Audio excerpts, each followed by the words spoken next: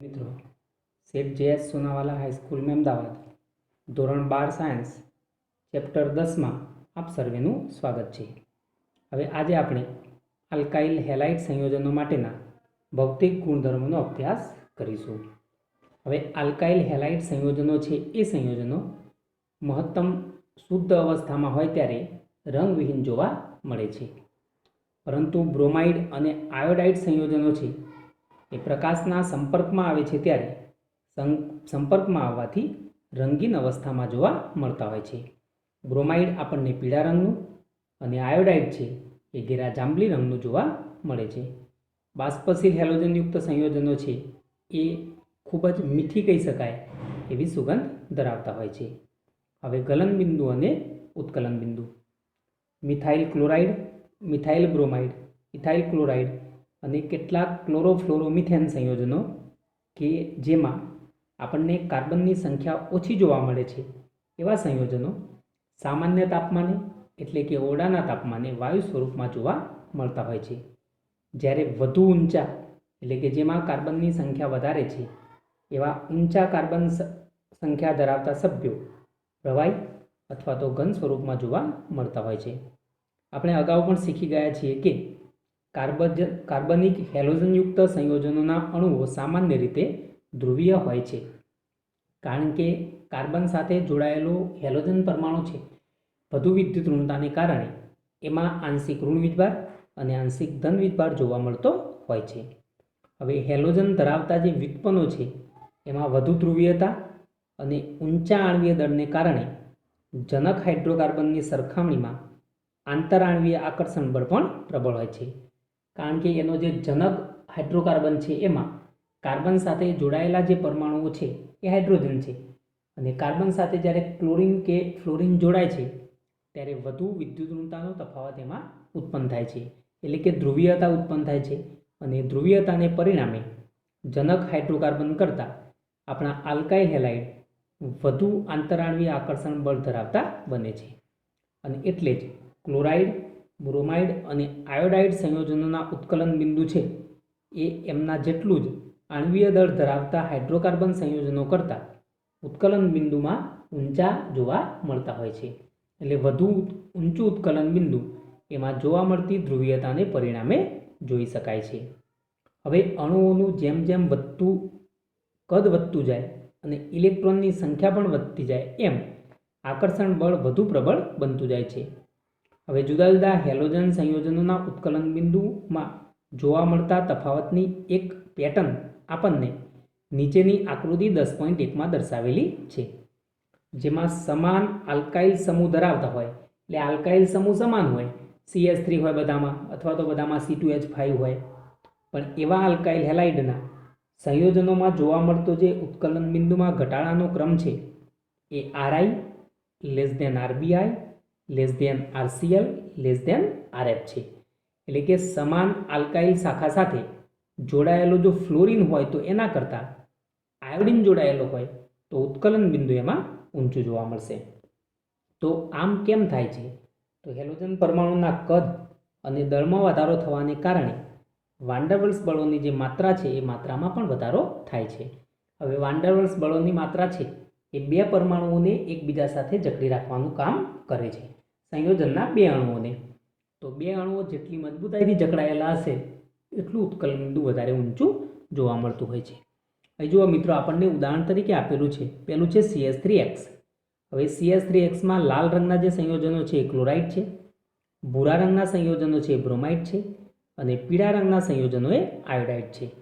તો CH3X એટલે કે CH3Cl હોય એના કરતાં CH3Br એટલે કે ભૂરા રંગમાં આપણને ઉત્કલન બિંદુ ઊંચું જોવા મળે છે, અને CH3Br કરતાં CH3I હોય એટલે કે પીળો રંગ છે તો એમાં અગાઉના બંને કરતાં ઉત્કલન બિંદુ વધુ ઊંચું જોઈ શકાય છે।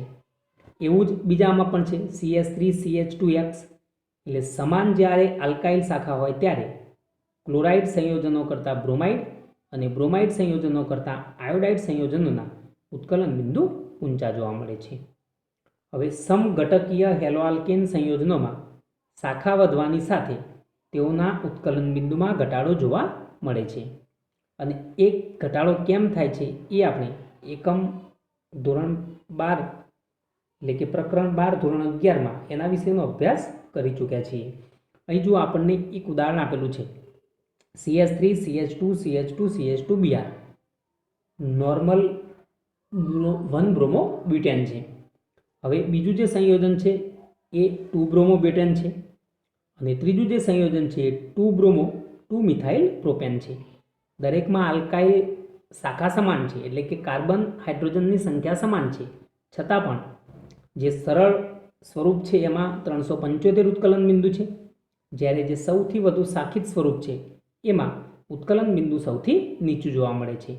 સરળ સ્વરૂપમાં રહેલા બે અણુઓ એકબીજાની ખૂબ જ નજીક રહી શકે છે, જ્યારે છેલ્લા અંતિમ જે સ્વરૂપ છે વધુ શાખિત સ્વરૂપમાં બે અણુઓ એકબીજાની વધારે નજીક આવી શકતા નથી, કારણ કે શાખા એમાં અવરોધરૂપ બને છે.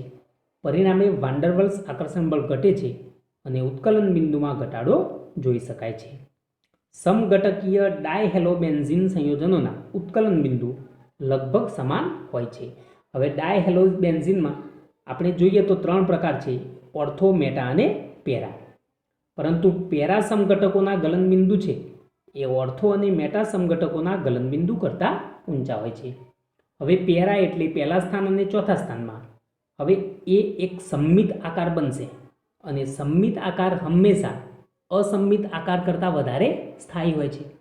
બીજું કે સમમિત આકારમાં રહેલો હોવાને કારણે એની આસપાસ એના જેવા બીજા અણુઓ ખૂબ જ નજીક ગોઠવાઈ શકે છે અને વધુ નજીક ગોઠવાયેલા હોવાને કારણે એ ચોક્કસ સ્ફટિક લેટિસની રચના કરે છે અને ચોક્કસ સ્ફટિક લેટિસમાં ગોઠવાયેલા હોવાને કારણે ઉત્કલન બિંદુ કે ગલન બિંદુમાં ઓર્થો અને મેટા કરતાં પેરામાં હંમેશા મૂલ્ય ઊંચું જોવા મળે છે.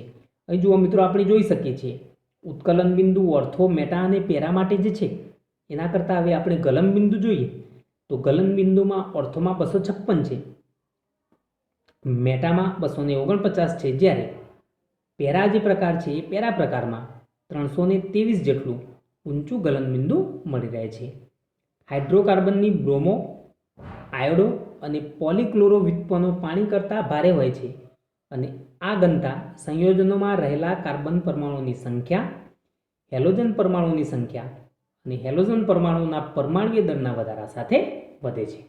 આપણે જેમ જેમ નીચેની તરફ જઈએ છીએ એમ વધુ ઘનતા ધરાવતા સંયોજનો મળતા જશે. જેમ જેમ કાર્બનની સંખ્યા વધશે એમ એનું આણ્વીય દળ વધવાનું છે અને પરિણામે એની ઘનતા વધુ ઊંચી હોય છે. જો મિત્રો, આપણને અહીં હેલો આલ્કેન સંયોજનોની ઘનતા દર્શાવેલી છે. C3H7Cl નોર્મલ પ્રકારનો છે તો એમાં ઘનતા 0.89 છે. C3H7Br છે 1.335 અને C3H7I છે તો એમાં 1.747.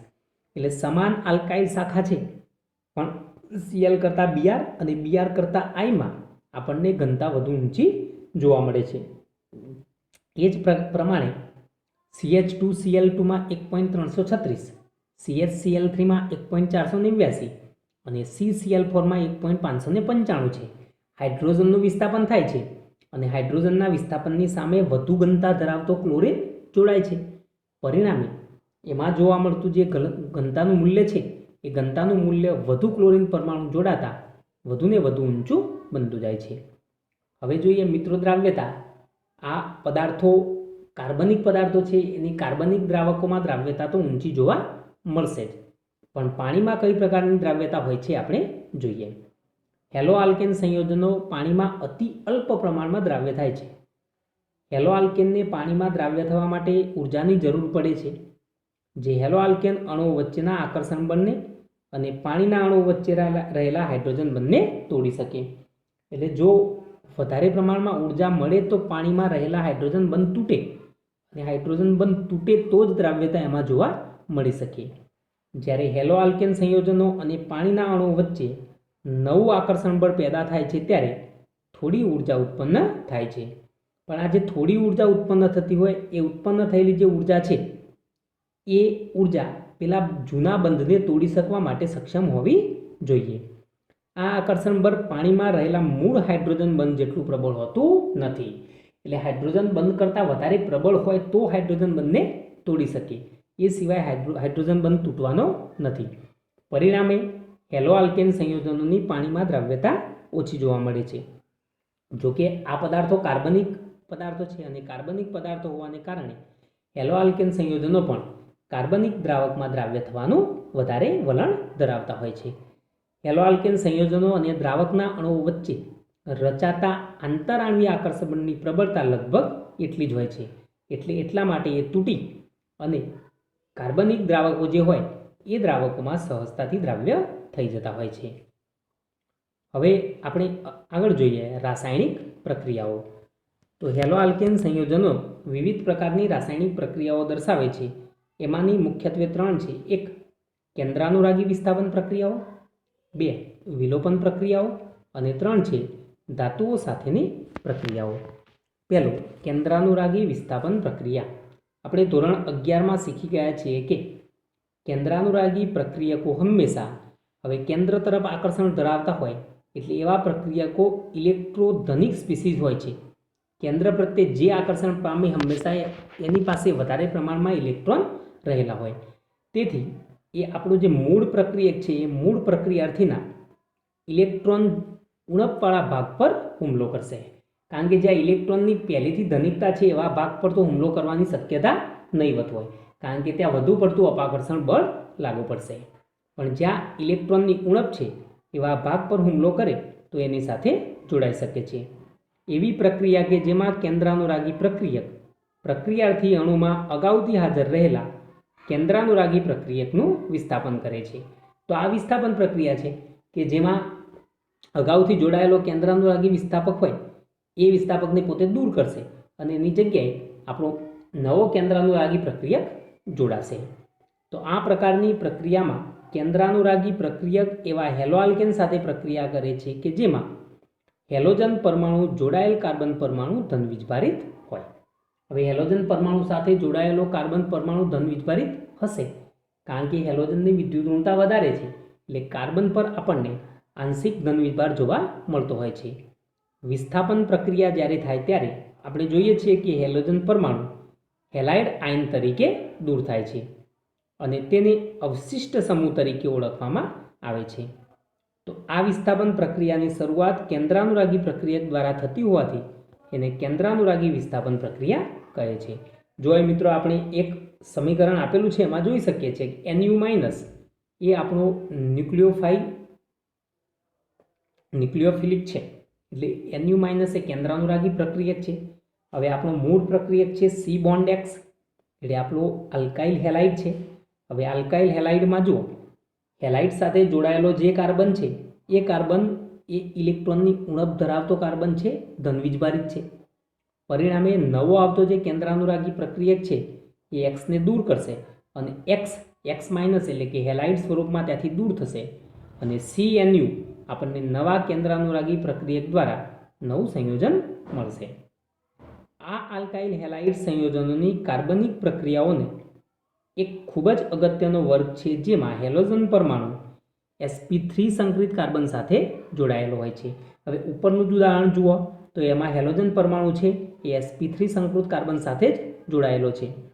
હેલો આલ્કેન સંયોજનોની અહીં કેટલીક આપણને કેન્દ્રાનુરાગી પ્રક્રિયાઓ નીચેના કોષ્ટકમાં દર્શાવેલી છે. જેમ કે જુઓ અહીં પ્રક્રિયક આપેલો છે NaOH સાથે પ્રક્રિયા કરવામાં આવે. હવે આપણો જે પ્રક્રિયાર્થી છે એક જ છે C બોન્ડ X, તો એમાંથી X વિસ્થાપિત થશે અને NaOHમાંનો OH- એ કેન્દ્રાનુરાગી પ્રક્રિયક તરીકે વર્તશે તો એમાંથી નવી નિપજ મળશે R બોન્ડ OH આલ્કોહોલ. એ તે H2O છે તો H2O આપણા પ્રક્રિયક તરીકે વર્તશે અને OH- આપણા હેલોજનને દૂર કરીને જોડાશે તો એમાંથી પણ આલ્કોહોલ મળશે. NaOR- તો R-O- છે એ આપણો કેન્દ્રાનુરાગી પ્રક્રિયક છે જે આપણા મૂળ પ્રક્રિયાથી C બોન્ડ X અથવા તો R બોન્ડ X સાથે જોડાશે એટલે ROR- ઇથર આપણને મળશે.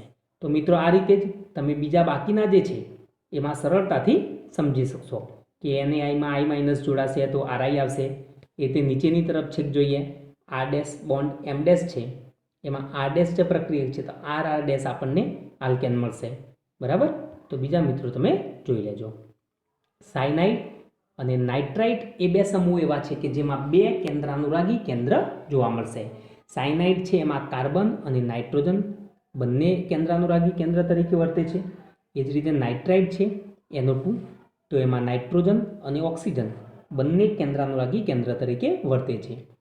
તો આવા પદાર્થોને આપણે ઉભયદંતી કેન્દ્રાનુરાગી પ્રક્રિયકો તરીકે લઈ શકીએ. હવે વાસ્તવિક રીતે જોઈએ તો સાયનાઇડ સમૂહમાં ફાળો આપનાર બે બંધારણોનું સંકૃત સ્વરૂપ છે.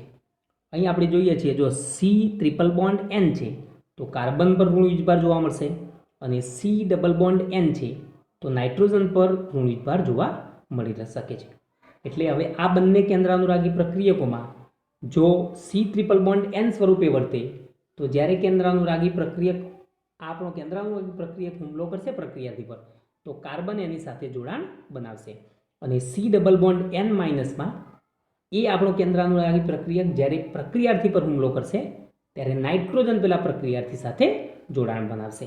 આમ બે કેન્દ્રાનુરાગી કેન્દ્ર એમાં જોવા મળતા હોય છે. એટલે કે કાર્બન પરમાણુ સાથે જોડાવાથી આલ્કાઇલ સાયનાઇડ અને નાઇટ્રોજન પરમાણુ સાથે જોડાવાથી આઇસોસાયનાઇડ બને છે. હવે જુઓ, આલ્કાઇલ સાયનાઇડ બનશે જો કાર્બન સાથે જોડાય તો R�C∧N બનશે, અને જો નાઇટ્રોજન સાથે જોડાય તો R∧N∪C બનશે.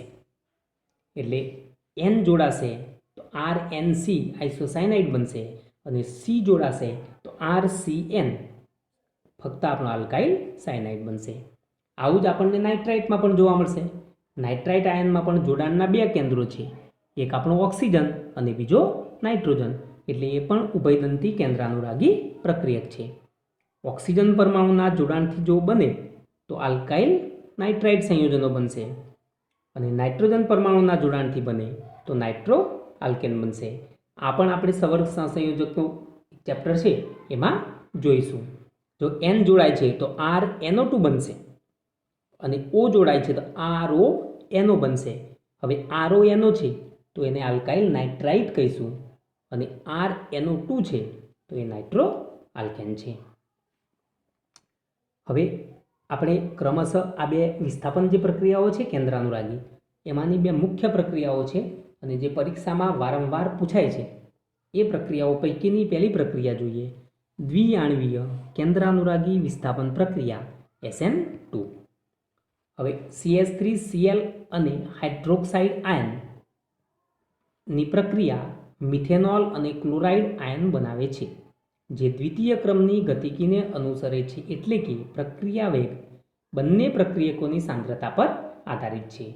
એક આપણો મૂળ પ્રક્રિયક છે અને બીજો આપણો કેન્દ્રાનુરાગી પ્રક્રિયક છે. તો બંનેની સાંદ્રતા પર આધાર રાખતી હોવાને કારણે આ જે પ્રક્રિયા છે એને દ્વિઆણવીય કેન્દ્રાનુરાગી વિસ્થાપન પ્રક્રિયા SN2 તરીકે ઓળખવામાં આવે છે. હવે અહીં જુઓ મિત્રો, આપણને એ પ્રક્રિયા દર્શાવેલી છે. તો એ પ્રક્રિયા દરમિયાન આપણે અહીં જે પહેલું જ આકૃતિમાં દર્શાવેલું છે એ આપણો કેન્દ્રાનુરાગી પ્રક્રિયક છે OH-, જે બીજામાં દર્શાવેલું છે એ છે આપણું CH3Cl, જેમાં ગ્રીન કલરનો મોટો પરમાણુ છે Cl છે. હવે OH- નજીક જશે એટલે જુઓ, તૂટક રેખા વડે દર્શાવેલું છે કે OH- સાથેનું જોડાણ બનતું જાય છે, Cl- સાથેનું જોડાણ ધીરે ધીરે તૂટતું જાય છે, અને છેવટે અંતિમ રૂપમાં OH- સાથે સંપૂર્ણ જોડાણ બની જશે અને Cl- સાથેનું સંપૂર્ણ જોડાણ તૂટી જશે. આમ દ્વિઆણવીય કેન્દ્રાનુરાગી વિસ્થાપન પ્રક્રિયા દર્શાવે છે કે હુમલો કરનાર કેન્દ્રાનુરાગી પ્રક્રિયક આલ્કાઇલ હેલાઇડ સાથે પારસ્પરિક ક્રિયા કરી અને કાર્બન હેલાઇડ બંને તોડે છે. મેં ઉપર કહ્યું એમ કે કાર્બન અને હેલોજન વચ્ચેનો જે બંધ છે કાર્બન હેલાઇડ બંધ, એ બંધ તૂટે છે. સાથે સાથે બીજું શું થશે તો કાર્બન અને હુમલો કરનાર જે કેન્દ્રાનુરાગી પ્રક્રિયક છે એની વચ્ચે એ જ સમયે નવો બંધ બનતો જશે. એટલે અહીંયા આપણે જોઈ શકીશું કે C અને OH વચ્ચે C બોન્ડ O બંધ બનતો હશે, એ જ સમયે C અને X વચ્ચે C બોન્ડ X બંધ છે તૂટતો હશે. તો આ બંને પ્રક્રિયાઓ એકસાથે એક જ તબક્કામાં થતી જોવા મળે છે. એટલે કોઈ મધ્યવર્તી સંયોજન બને અને મધ્યવર્તી સંયોજન બન્યા પછી આપણું અંતિમ નિપજ મળે એવું બનતું નથી. સમગ્ર પ્રક્રિયા દરમિયાન એક જ તબક્કામાં એક નવો કેન્દ્રાનુરાગી પ્રક્રિયક જોડાતો જાય છે અને સાથે સાથે આપણો હેલોજન પરમાણુ એમાંથી દૂર થતો જાય છે. હવે પ્રક્રિયા જેમ જેમ આગળ વધતી જાય છે એમ કેન્દ્રાનુરાગી પ્રક્રિયક અને કાર્બન પરમાણુ વચ્ચે જે બંધ છે એ બંધ બનવાની શરૂઆત થાય છે. હવે એ બંધ જેમ જેમ બનતો જાય એમ કાર્બન પરમાણુ અને એમાંથી અવશિષ્ટ સમૂહ છે એ અવશિષ્ટ સમૂહ આપણા માટે હેલોજન છે એની વચ્ચેનો બંધ નિર્બળ થતો જાય છે. આવું થવાથી પ્રક્રિયાર્થીના 3 કાર્બન હાઇડ્રોજન બંધ હુમલો કરનાર કેન્દ્રાનુરાગી પ્રક્રિયકથી દૂર થતા જાય છે. આકૃતિમાં તમે જોયું તો જોઈ શકો છો, જે તરફ Cl હતો એનાથી વિરુદ્ધ દિશામાં આપણને 3 હાઇડ્રોજન પરમાણુ કાર્બન સાથે જોવા મળતા હતા. પણ હવે જે તરફ હાઇડ્રોજન પરમાણુ છે એ તરફથી આપણો પેલો કેન્દ્રાનુરાગી પ્રક્રિયક હુમલો કરે છે.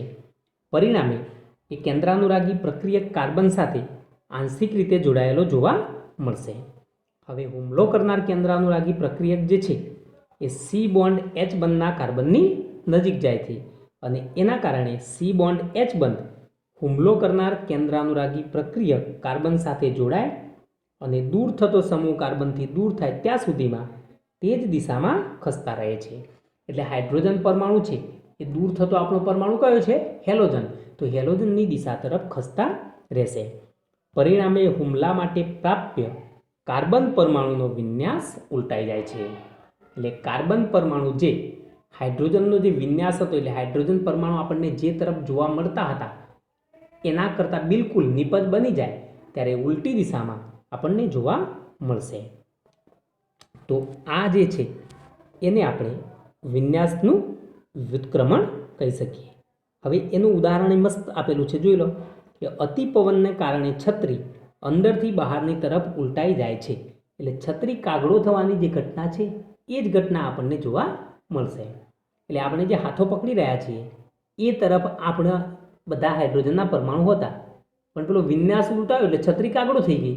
તો છત્રી આખી ઉલટાઈ ગઈ એટલે હાઇડ્રોજનના પરમાણુ આ તરફ હતા એની જગ્યાએ વિન્યાસ બદલીને પેલી બાજુ જતા રહ્યા. સંક્રાંતિ અવસ્થામાં કાર્બન પરમાણુ એક જ સમયે હુમલો કરનાર કેન્દ્રાનુરાગી પ્રક્રિયક અને દૂર થનાર અવશિષ્ટ સમૂહ સાથે જોડાયેલો હોય છે અને પરિણામે આ બંધારણ કેવું હોય છે? અસ્થાયી. પણ એ અસ્થાયી બંધારણનું અલગીકરણ શક્ય બનતું નથી. આનું કારણ એ છે કે સંક્રાંતિ અવસ્થામાં કાર્બન પરમાણુ એક સાથે 5 પરમાણુ સાથે જોડાયેલો હોવાથી અસ્થાયી છે. કાર્બન વધુમાં વધુ ચતુસંયોજકતા ધરાવે છે, પણ સંક્રાંતિ અવસ્થામાં એક તરફથી કેન્દ્રાનુરાગી પ્રક્રિયક સાથે પણ જોડાયેલો હશે, બીજી તરફથી દૂર થનાર હેલોજન પરમાણુ સાથે પણ જોડાયેલો હશે. એટલે કાર્બનની એ વખતે સંયોજકતા બનશે 5 અને 5 સંયોજકતા છે એ કાર્બન માટે અસ્થાયી છે. અહીં જો મિત્રો વિન્યાસ આપેલો છે. કાર્બન પરમાણુની આસપાસ ક્રિયાશીલ સમૂહોની અવકાશનીય ગોઠવણીને તેનો વિન્યાસ કહે છે. હવે નીચે આપણને A અને B બે બંધારણો દર્શાવેલા છે. A અને B બે બંધારણો છે એ બંને બંધારણો એક જ સંયોજન માટેના છે. કાર્બન પરમાણુ સાથે જોડાયેલા ક્રિયાશીલ સમૂહોની અવકાશીય ગોઠવણીથી જુદા પડે છે. ફક્ત એમાં અવકાશીય ગોઠવણી જ બદલાયેલી છે. બંધારણ A જેવું છે એવું જ બંધારણ B છે, પણ બંધારણ Aનું પ્રતિબિંબ છે બંધારણ B. માટે આપણે કહી શકીએ કે બંધારણ Aમાં કાર્બનનો વિન્યાસ બંધારણ Bમાંના કાર્બનના વિન્યાસનું પ્રતિબિંબ છે. જોકે આ સમગ્ર પ્રક્રિયા દરમિયાન કેન્દ્રાનુરાગી પ્રક્રિયક એ આપણા દૂર થતો જે સમૂહ છે એ અવશિષ્ટ સમૂહ ધરાવતા કાર્બન પરમાણુની નજીક આવે છે અને ત્યારે કાર્બન પરમાણુ પર અથવા તો નજીકના કાર્બન પરમાણુ પરના મોટા વિસ્થાપક સમૂહ અસરકારક અવરોધ ઉત્પન્ન કરે છે. એટલે મોટો જેમ જેમ કાર્બનની શૃંખલા વધારે લાંબી હોય, એટલે કે આલ્કાઇલ શાખા વધારે લાંબી હોય એટલો વધારે અવરોધ ઉત્પન્ન થશે. એટલે સરળ આલ્કાઇલ હેલાઇડમાં મિથાઇલ હેલાઇડ સૌથી વધુ ઝડપથી SN2 પ્રક્રિયા આપે છે. કારણ કે મિથાઇલ સમૂહમાં શું છે? કાર્બન સાથે 3 હાઇડ્રોજન પરમાણુ જોડાયેલા છે, જે ઝડપથી પોતાનો વિન્યાસ બદલી શકે છે. તૃતીયક આલ્કાઇલ હેલાઇડ સૌથી ઓછા પ્રતિક્રિયાત્મક હોય છે. હવે તૃતીયક આલ્કાઇલ હેલાઇડ છે તો કાર્બન સાથે બીજા 3 અન્ય કાર્બન પરમાણુઓ જોડાયેલા હશે, એટલે એનું કદ કેવું હશે? આપણા મિથાઇલ હેલાઇડ કરતાં વધુ મોટું. પરિણામે એનો વિન્યાસ બદલાતા વધારે સમય લાગી શકે, એટલે એની પ્રતિક્રિયાત્મકતા ખૂબ જ ઓછી જોવા મળશે. મોટા સમૂહો કેન્દ્રાનુરાગી પ્રક્રિયક માટે અવરોધ ઉત્પન્ન કરે છે. આમ પ્રતિક્રિયાત્મકતાનો જે ક્રમ છે એ નીચે મુજબ જોવા મળે છે. સૌપ્રથમ પ્રાથમિક હેલાઇડ ગ્રેટર ધેન દ્વિતીયક હેલાઇડ, ગ્રેટર ધેન તૃતીયક હેલાઇડ. જો અહીં દર્શાવેલું છે ફક્ત એકલો મિથાઇલ સમૂહ હોય તો એ સૌથી ઝડપી છે. એ પછી ઇથાઇલ છે કે જેમાં એક જ CH3 સમૂહ જોવા મળતો હોય. એ પછી આઇસોપ્રોપાઇલ છે. મિત્રો નીચે એની ટકાવારી પણ આપેલી છે. 1 પછી 0.02% છે, 2 CH3 સમૂહ થયા. અને ત્રીજો છે તૃતીયક બ્યુટાઇલ, એ તો 0 છે, એટલે કે આ પ્રક્રિયા દર્શાવવા માટે અક્ષમ છે. તો આજે મિત્રો આટલું જ. હવે એક આણ્વીય કેન્દ્ર અનુરાગી વિસ્થાપન પ્રક્રિયા SN1 વિશે આપણે આના પછીના લેક્ચરમાં શીખીશું. થેન્ક યુ મિત્રો.